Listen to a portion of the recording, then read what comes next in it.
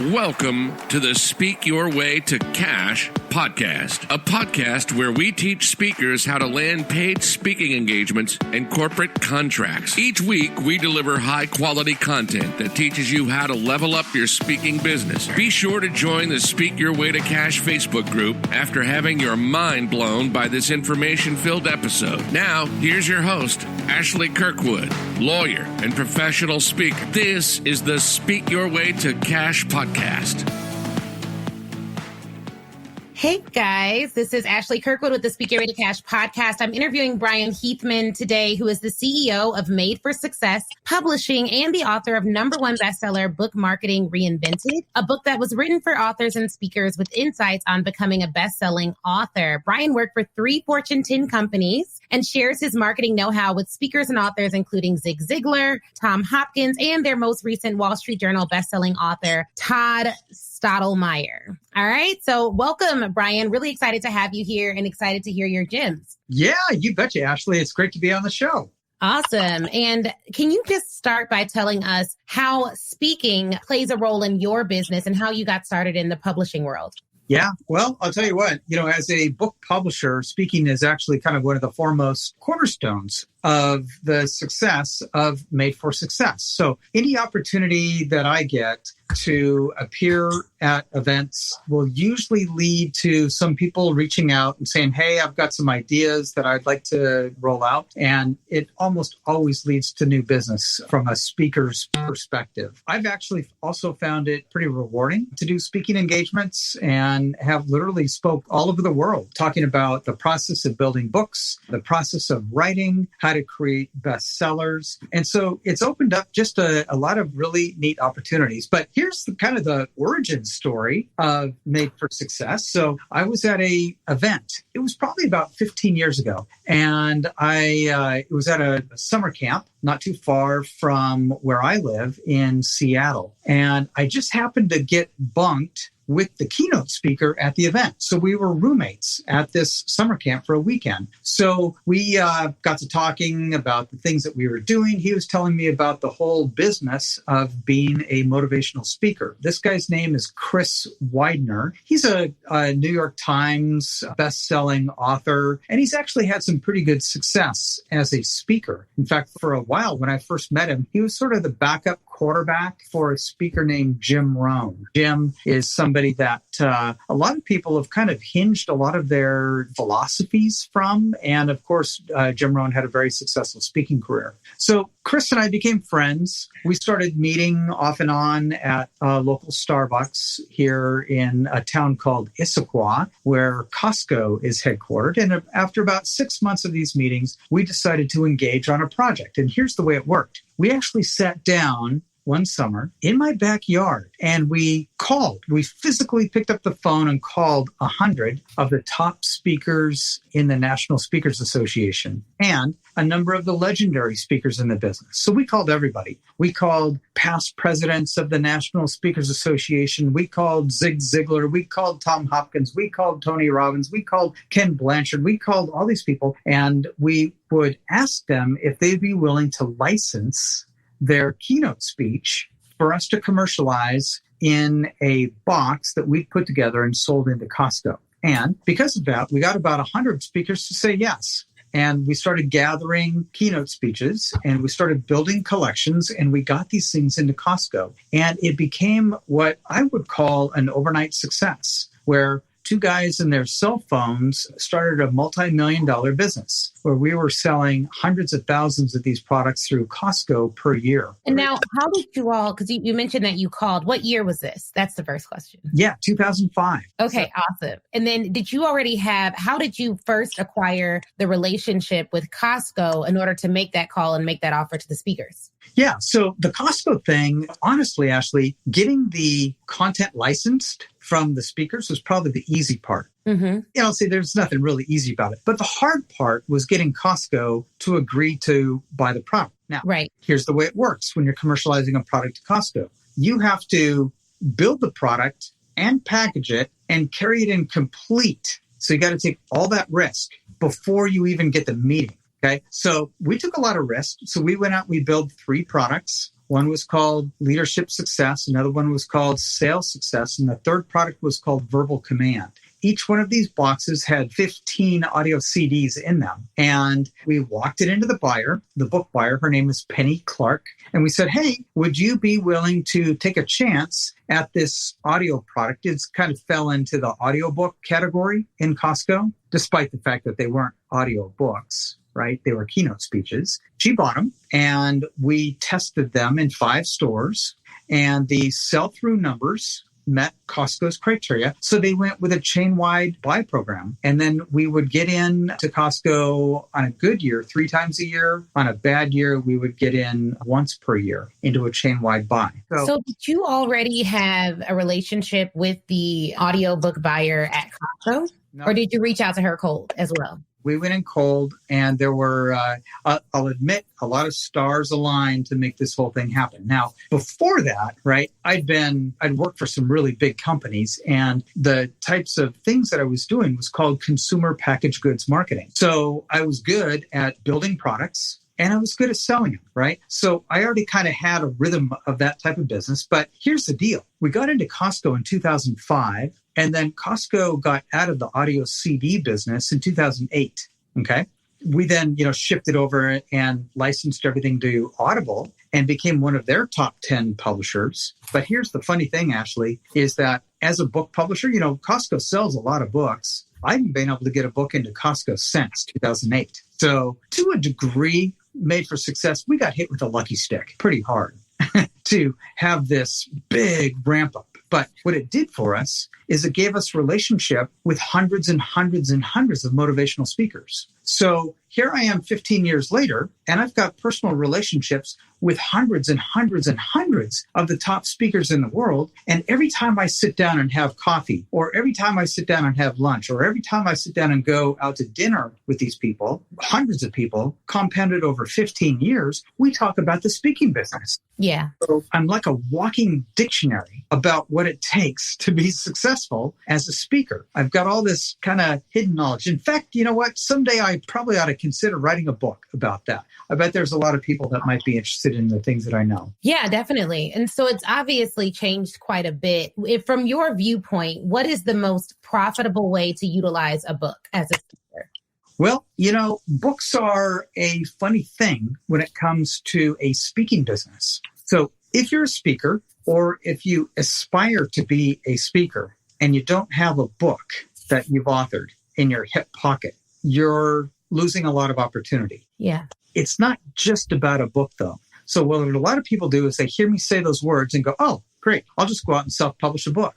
And they make horrendous mistakes that actually cost them brand points. So if you write a book and you do it poorly, like if it's not edited well, if the cover doesn't just rock, if the title doesn't do the job that a title needs to do, the book is going to do you an anti-service. Okay, so let's talk about an example. So right behind me, I'm sitting in a studio that we have in our office called Bestseller Studio. And one of the bestsellers that we've got here is right behind me called The Success Line. When this author came to me with this book, she came to me referred from another publisher. That publisher, in fact, it was a self-publishing company that said, hey, this author has big aspirations, but we as a self-publishing company are too small to handle it. What can you guys do at Made for Success? We know that you've had some big successes getting national distribution for books. Well, the first thing that I took a look at was the manuscript, and we did an editorial review of it where we read it and we edit parts of the manuscript and we give feedback on it. But the title was the big sticking part.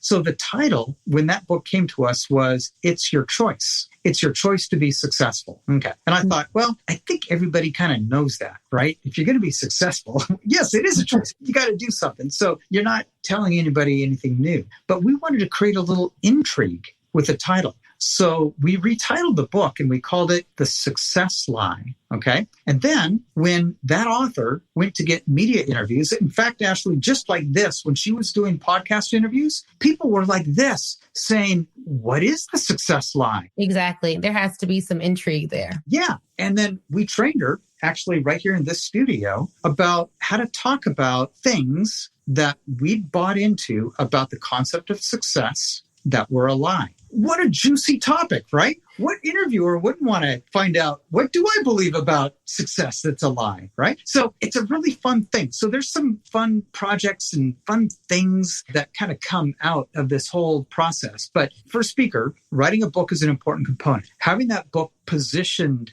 properly is really important. Having the right title on the book is really important. Having a good cover on the book is vastly important. You ever hear that old adage, you can't judge a book by its cover? Okay, well, it's actually not true. There's so many choices in books right now for us to read. If the cover doesn't look right, we're not going to read it. Exactly. Because when I read a book, and I read a lot of manuscripts, right? But when I sit down to read a book, like the ones that are sitting in my, on my nightstand table, I spend a good 2 weeks to 4 weeks with that book. So I'm not going to spend 2 weeks to 4 weeks on a book that's been poorly written, or the ideas aren't interesting, or something that I don't want to read. So it's a commitment when people commit to read your book. So that's why I say having a book is important. It slots you into where your expertise lies, and it's a way for people to invest in your brand. Yeah, that makes perfect sense.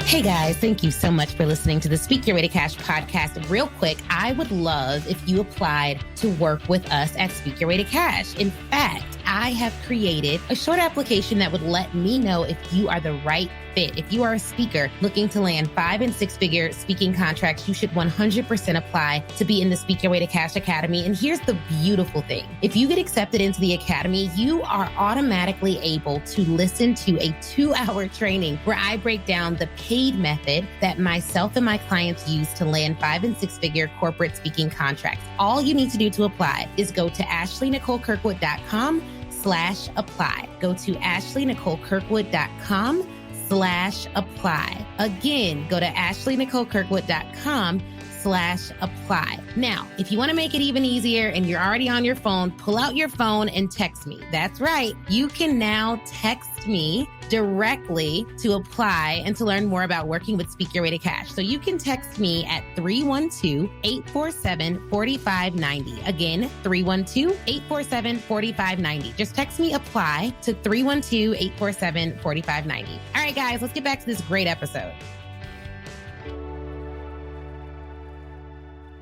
So one of the things that I'm wondering, and I bet a lot of people are wondering now, is are you a traditional publisher or are you someone who helps authors self-publish? Because now everyone goes under the headline of a publishing company, but there are variations to how people assist authors. How do you help authors? Well, that's a very astute question, Ashley. So Made for Success, madeforsuccess.com. If people go to there, they're going to learn through the series of articles that I've written that there's 3 different ways to publish a book. Okay. Number 1 is traditional publishing. And let's talk about that for a minute. So you got the big 4 in New York. We call them the big 4. It's HarperCollins and Hachette and Simon & Schuster. These big mega companies. They've got they're billion-dollar companies with skyscrapers in Manhattan. And they are what you call a traditional publishing company. Now, to get your manuscript sold to those guys, you'll need a literary agent. Your literary agent is your salesperson that goes in and makes the pitch on these big companies. Now, they'll reject about 99% of the manuscripts that come in because the book is poorly written, because it doesn't have a good title. But most cases, it's because the author doesn't have a platform. And by platform, by traditional publishing standards, you have to have 100,000 fans. And Ashley, you and I know how hard that is to build a fan base of 100,000 people. Right. I think every speaker that's listening to this podcast knows how tough it is to get 100,000 fans, right? So most of us mere mortals, we get shut out from those traditional publishing deals. So up pops self-publishing. That's the second way to get your book published. Self-publishing is great because for very little money, anybody can publish a book, right? So you can write your manuscript. It doesn't have to be good. You don't even have to get an editor, right, to do it. You can hire somebody on Fiverr to create a cover for $200, and you're out the door with a self-published book. And that's what a lot of people tend to do that get shut out of traditional publishing. The traditional publishing process, it's going to take you 18 to 36 months to get your book out the door if you decide to go traditional. But know that 99% of those books are going to get rejected. Right. You've got a huge fan base. Self-publishing is great because you can get a book published inside of 3 months, and the self-publishing companies will publish anything, right? Made for Success is the third choice for getting published. We're what the industry calls a hybrid publisher. So we've got traditional publishing infrastructure. We're backed with a 100-person sales team in North America and 20 people out of office in UK.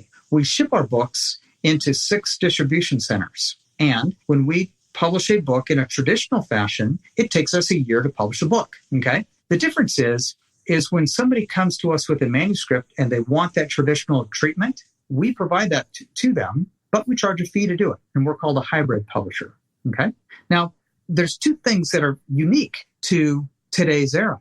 You've got the traditional publishing route to go, but we've just launched a new product. We call it the Amazon optimized publishing approach, because here's the funny thing. And this is a little secret that most people won't tell you in the publishing world. But today, we're deep into this COVID thing, right? We're almost a year into it, okay? And we're probably going to be there for a while longer. But right now, this is kind of a little secret. 70% of our revenues are coming from Amazon. Okay, why am I being secretive about that? Well, how much effort do you want to put out to get those extra 30% of sales? Right. Why not go after a full-fledged Amazon release? Where you've HTML coded everything, you've bolded your descriptions, you've got your endorsements, you've got an A+ listing on Amazon, you've got it backed by Amazon advertising, you're running reviews, a review campaign. You're doing all the things that you need to optimize an Amazon release. You're going to capture a good chunk of the market. And my supposition here is that by the end of the next couple of years, is that Amazon's going to chip away at more of that market share. Yeah. That makes a lot of sense. And you just basically gave a formula for success about, what you need to do to have a successful Amazon launch, because it is a lot more strategic than I think some people think. It's not just putting it on Amazon. There are some things you need to be strategic about to launch. Can you give us the number one mistake that you see authors make when doing an Amazon launch on their own without guidance, and what you'd recommend instead? Yeah, there are a lot of mistakes. And I think the biggest mistake is skimping on your cover. Okay. Here's a quick lesson in books. Your title your title and your subtitle immediately have to tell people what the book is about in 3 seconds or less. Okay. The cover has to lock it in and make that visual representation, and the 2 can't be separated. Okay. So I'll give you an example, and hopefully the author of this book isn't watching your podcast, but we just got a book that came in that was written by a hedge fund manager. Okay. Super smart guy, very successful in the stock market. Here's the title of the book: Train to Outslug the Market. And then the picture on the book is a picture of a boxer getting punched out of the ring. And that's it. That's all that's on the front cover. So what does that tell you about what the book is about? Train to Outslug the Market. And there's a picture of a boxer. Ashley, if you had to guess, what's that book about? Something about a market, but the market isn't defined in boxing. Yeah. So is it the market of boxing, right? It doesn't mention the stock market. It doesn't mention investing. But this guy is a really smart guy, right? I mean, he's smarter than I am, but just not smart about books. Yes. Okay. That makes a lot of sense. Title, book, that has to be cohesive. Do your review. You mentioned the review campaign, which sounds really helpful and just something that you don't necessarily think about, a review campaign, being strategic about getting those reviews on Amazon. I want to shift gears for a bit to hear more about how books can help speakers in the pandemic specifically, because now a lot of speakers are trying to figure out how to do that. So how can a book help speakers right now today? And we're recording this about a year into the pandemic. Yeah. All right. So let's put yourself in the shoes of a meeting planner real quick. Okay. So the meeting planner is tasked by their boss. Let's say the meeting planner works for a large association, or they work for a corporation. And the corporation says, hey, everybody's been locked at home for the last year. Everybody's going stir crazy. It's Groundhog Day over and over and over again. We need somebody who can come in and fire up our team of, let's say it's a team of salespeople, and get them energized about hitting their numbers this year or this quarter. Okay. But we're not going to go to Las Vegas. We're not going to play golf. We're not going to have Earth, Wind, and Fire come in and entertain us, so it's up to the speaker to carry the day, right? Okay, so there's the backdrop. Now, the meeting planner, who's a pro, right? probably been doing this for years or decades. They've got to go through, maybe it's a speakers bureau, and pick a speaker that's going to somehow turn the crank of their people. So they'll go out to the speakers bureaus. The speakers bureau website's promoting the pilot who landed his plane on the Hudson and survived. They're promoting the guy who got his arm stuck in a rock and had to cut it off with a pocket knife, right? You know, the guy that they made that Netflix movie out of. Mm-hmm. They'll be talking to an ex-president. You know, President Obama and Michelle Obama, they're out speaking. They might even, come across Bill Clinton. So how am I going to compete with that, right? I mean, that's a really, really tough thing. So one differentiator is the quality of your book and the cleverness of how you address that topic. It may just be that your clever approach to that book will win you out a speaking engagement against that level of competition. Okay. So if you're a thought leader and you're thinking different about, for instance, how to invest in the stock market. Well, today, if it were me, I'd be talking about the disruption of the small retail investor taking on Wall Street. That would be an intriguing thing. In fact, that book got picked up last week. This is a timely thing. So if you're listening to podcasts in a timely fashion, that book got a $250,000 advance on royalties from the traditional publishing companies, because that's a timely topic. Everybody's talking about the Robinhood thing and the GameStop controversy and AMC. So anyway, a book like that, talking about investing and how the little guy can fight back against the hedge fund manager. I mean, that's an interesting topic. Yeah, no, it is. And I think that for a lot of speakers, one thing I think every speaker can take from this and just keep in mind is that if you have a physical product, a book, or a workbook or an ebook, don't discount any of those things. Make sure that you use it as a way to sell the meeting planner on the experience that it provides. A lot of speakers are going to be able to come in and do a speech, but you can very clearly say, I have a digital companion guide that goes along with my speech. I will be giving them a PDF fillable workbook that they can take alongside the speech and work with me. And you can even make it something that you throw in complimentary, or you can give them a bulk buying discount for those additional products. So it can increase your rate, but you should be, if you have a physical book, you should be making it an experience. Saying like, hey, I'm happy to ship X amount of books out to everyone that I speak to. And it's a part of the experience of me coming and speaking as the keynote. And it may be something that you all can do. Just don't discount the value of having a physical product alongside your speech. And if you have the manpower to ship it to everyone who you'll be speaking to in advance, then that is a huge value add for the meeting planner to really make it a personal touch or a personalized event. Larger companies are already shipping stuff. So you can just ship all of your books to them and have them included as a bonus. And it just is an experiential thing for them to have your book, ideally before you present, have read it. It adds to your credibility, and it could be a really powerful experience for them to provide for their people as well. Yeah, now let me share this thought with you, Ashley. So with our Amazon optimized publishing program, we have a marketing line item that we include with that to make that author a #1 bestseller on Amazon. Okay, so once your book goes bestseller on Amazon, forever, you'll be able to be introduced as, this is Bryan Heathman, the best-selling author of #1 bestseller. It's a funny name from the last book that I wrote. I actually called it #1 bestseller because the book is being bought by authors who want to figure out how to get a #1 bestseller, right? Right.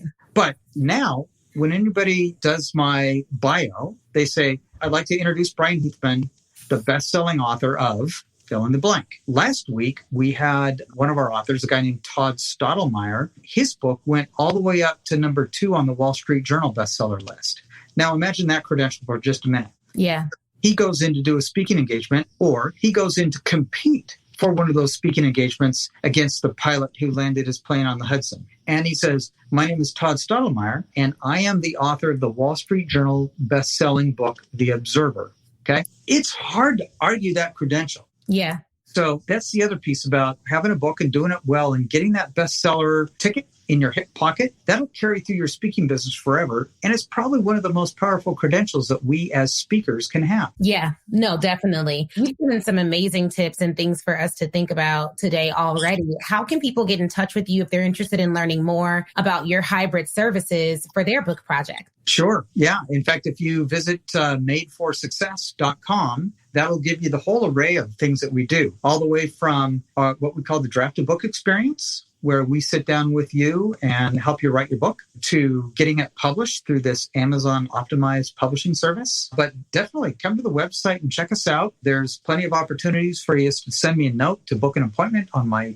calendar, because I'd love to hear from you and your book, and also have a strategic conversation about how your book can be used to increase your speaking fees or to stimulate more demand for your keynote. Yes, definitely. Please check out Bryan's website. I will be sure to link it in the show notes. And then also just look at his website and check out his book, which if you just search his name on Amazon, it will come right up. You will see the title, and #1 bestseller is in the title, and you'll see all the amazing reviews. Thank you so much, Bryan, for joining us on this Speak Your Way to Cash podcast. I will talk to you guys a little bit later. Yeah, Ashley, this has been a pleasure. And I can hardly wait to look back and talk to you about trademarks at some stage. So this has been a true honor for you to have me on the show. I really do appreciate it. Yeah, absolutely. We may even have to have you back about that, because that's a huge topic for authors and everyone else. But yeah, guys, so we'll talk to you guys next time. Check out Bryan's stuff, and I'll be sure to link to everything. All right. Wasn't that interview amazing? If you're anything like me, you have pages full of notes. But here's the thing. Before you head out, I want you to go to facebook.com and join the Speak Your Way to Cash Facebook group. That is where I am. That's where a ton of other speakers are, a ton of other people who listen to the show. We all congregate there and chat. And it's 100% free. Now, if you're ready to take your speaking career to the next level, I have 2 ways for you to do that. One, you can go to ashleynicolekirkwood.com/SYWTC live replay and pick up the live replay. That training is 7 modules, chock full of information. It's crazy. Go over there, read all about it. Or if you want a more personal experience, you already know that you want to be a speaker. You're ready to fully commit, and you want someone to walk you through it and save you tons of time Googling and doing it on your own, then book a VIP day with me. You can go to ashleynicolekirkwood.com, scroll down until you see the VIP day section, and get more information on that there. All right.